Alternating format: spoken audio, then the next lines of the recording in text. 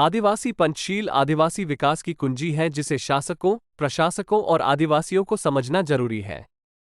आदिवासी पंचशील उन 5 सिद्धांतों का नाम है जिसे भारत के प्रथम प्रधानमंत्री जवाहरलाल नेहरू ने 1958 में वैरियर एल्विन, मानवशास्त्री और आदिवासी विशेषज्ञ की पुस्तक ए फिलॉसफी फॉर नेफा की प्रस्तावना में लिखते हुए बताया था कि आदिवासियों को मुख्य धारा में मिलाने के लिए निम्नांकित 5 सिद्धांतों पर अमल किया जाए।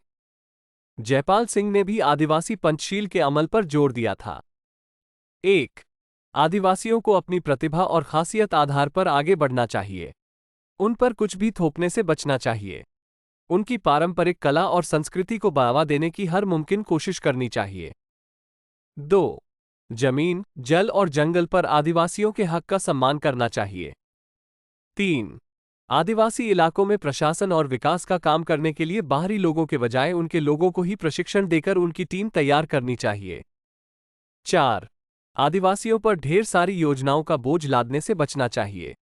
उनकी सामाजिक और सांस्कृतिक संस्थाओं के साथ तालमेल करके काम करना चाहिए। 5.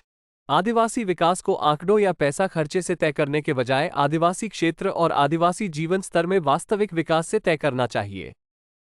आज किसी आदिवासी इलाके के विकास को नेहरू पंचशील या एल्विन दर्शन के पैमाने पर कसें तो अंदाजा लग सकता है कि हमने आदिवासियों के साथ कैसा बुरा सुलूक किया है। लेकिन ये देखकर हैरानी होती है कि आदिवासियों का कभी विकास के नाम पर उनकी पुश्तैनी जमीन छीनने के लिए तो कभी नक्सलवाद के नाम पर उनके नरसंहार, हत्या, बलात्कार किए जाते हैं। ऐसी घटनाओं पर लोग एक दूसरे का दुख साझा नहीं करते हैं तो पंचशील सिद्धांत हकीकत से बहुत दूर है।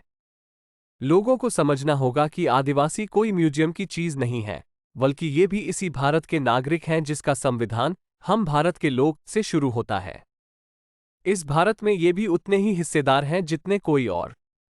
आदिवासी आवाज बने जयपाल सिंह ने संविधान सभा में कहा था कि इनसे देशभक्ति, सहअस्तित्व और लोकतंत्र सीख सकते हैं।